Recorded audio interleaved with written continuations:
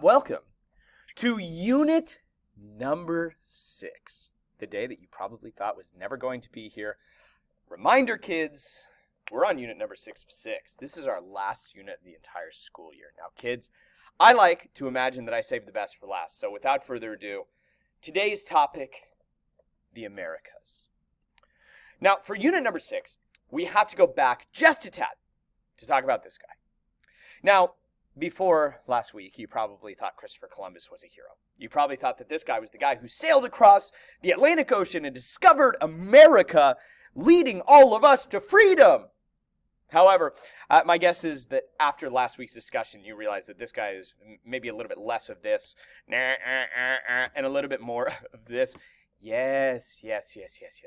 Now, I want you to remember, because this is very important going to unit number 6. Number 1, 1492. Columbus sails the ocean blue. So we're right smack dab of early modern Europe. However, that is what you used to know. Now, of course, you know this. He lands in the Caribbean. He starts slaughtering natives. He takes a few back to Europe as slaves.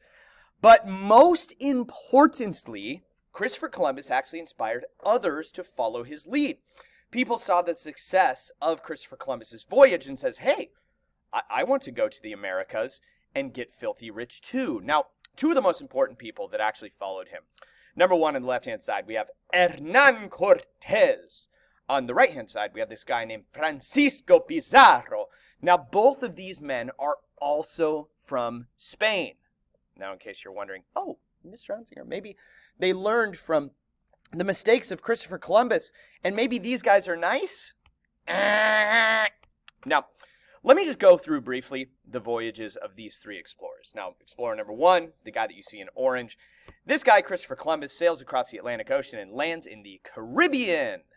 Now, of course, the Native Americans that already lived there are called the Taino people. Christopher Columbus slaughters a lot of them, takes a lot of them back to Spain as slaves, and ultimately wipes out almost the entire population. Now, explorer number 2, we have Hernán Cortés in blue, sailing across, landing eventually in what is now called Mexico. However, again, there was people already living there. These people were called the Aztecs. We're going to learn a lot about them this unit. Now, explorer number 3, this guy named Francisco Pizarro, makes his way across the Atlantic Ocean and sails down to this amazing place in South America called Peru. However, here's the problem, yet again. There was people that already lived there. And these people in South America on the coast of Peru are known as the Incas. We, this unit, are going to be looking at all 3 of these people groups. Now, I'm sure that there's a kid out there thinking to themselves, wait a gosh darn second, Mr. Huntsinger. What was life like in the Americas before these Spaniards show up? Well, kiddos, you're making it to the end of the school year, which means you're now starting to think like a historian would think. Now, of course, this is not a European world history class. It's not a European history class. It's a world history class. Let's take a peek at what Americas looked like before Europeans showed up. Now, you're probably also thinking, wait a gosh darn second, Mr. Huntsinger, will there be blood, guts, death, sadness, and tears?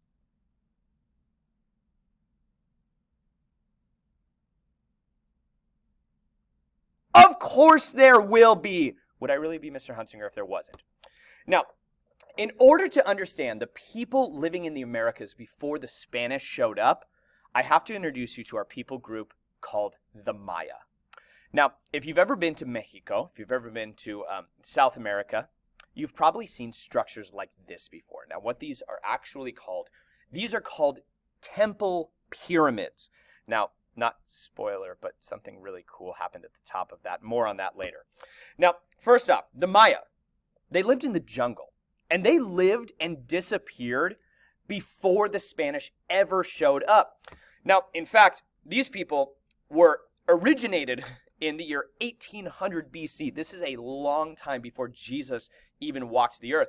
And they lasted all the way up until 900 AD. Now, of course, right here on the map, you can see where these people actually existed. That is their territory. However, many of you are like, wait a second, Huntsinger, I recognize that place. Yep, right down the street from where many of your families are from. Now, how did the people actually get here? Kids always ask, dude, Huntsinger, how did the Native Americans actually get to America? Did they just spontaneously appear? Well, actually, no. The answer to that, if you've ever seen Ice Age, that movie with like the little rat that has the acorn. Yeah, during the Ice Age, this little area of land froze over. So literally, the way that people got to the Americas is when the Ice Age froze the oceans, and this was all frozen. Yeah, what happened is they literally walked from Asia. They followed animals like woolly mammoths and saber-toothed tigers for food, and yeah, they landed in America by walking. Yeah, crazy, right? Yeah, this little frozen strip right here, this was called BERINGIA. It's the land bridge that actually connected Asia to the Americas. Now, more on the Maya. Now, once the Maya actually arrived in the Americas back in 1800 BC, this is very important. The Maya are not what is called politically united. In other words, there is no United States of the Maya. Now, Maya civilization was actually made up of these different locations known as city-states. And each city-state had its own ruler. Now, I know that this is actually pretty confusing to understand, so let me make it nice and clear for you. So how do city-states actually work? So imagine that you are all in my classroom. And one side of my classroom is led by this little kid. He is the ruler of city-state West. Now, there is a rival ruler who lives on city-state East. Now, these guys are not friends. They're not related. They don't know one another. However, they are both members of my class, just like Mayans. They're all Mayans. They don't know one another. Now, the original leader of city-state West has 3 glue bottles. Now, the leader of city-state East also has 3 glue bottles. However, what both of these leaders want is they want as many glue bottles as possible.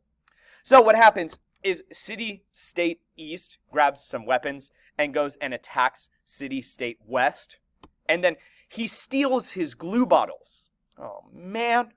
Now city-state East has 6 glue bottles, and unfortunately city-states West has no glue bottles, which means, unfortunately for him, oh gosh, no!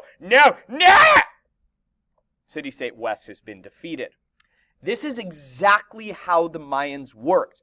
They lived in their own little areas of Central America. They would attack one another, take as much goods as they could, and defeat one another like that. Now, back to Mayan architecture. You've already seen this building before. Now, what do you think happens up here? Yeah, it's called human sacrifice, and the Mayans were practitioners of this. Now, more on this when we talk about the Aztecs, but these people did practice human sacrifice, the act of ripping people's hearts out of their chests. Now, in addition to tearing people's hearts out of their chests, the Mayan actually were a very advanced civilization. Now, the Maya are responsible for creating 3 things that are absolutely insane. Number 1, they created a writing system, a system of hieroglyphics. If you're familiar with the Egyptians, they also created hieroglyphics. They're these pictures that represent different words. Now, number 2, the Mayans were responsible for creating a set of numbers. 0, 1, 2, 3, etc., etc., etc. If you know how to count, your civilization is considered to be advanced. Now, last but not least, the Mayans created this very famous 365-day long calendar. Now, a couple of years ago, you might have heard about this in the news, because in the year 2012, this is when the Mayans' 365-day calendar was set to expire. Yeah, the world was supposed to come to an end. Now, kiddos, when I see you next, what we are going to be looking at is technically speaking, are going to be looking all about the collapse of the Maya and the introduction of the Aztec and the Inca, and then, finally, what happened when the Spanish arrived. Kiddos, as always, I love y'all. I hope you have a fantastic day, and I'll see you later on this week.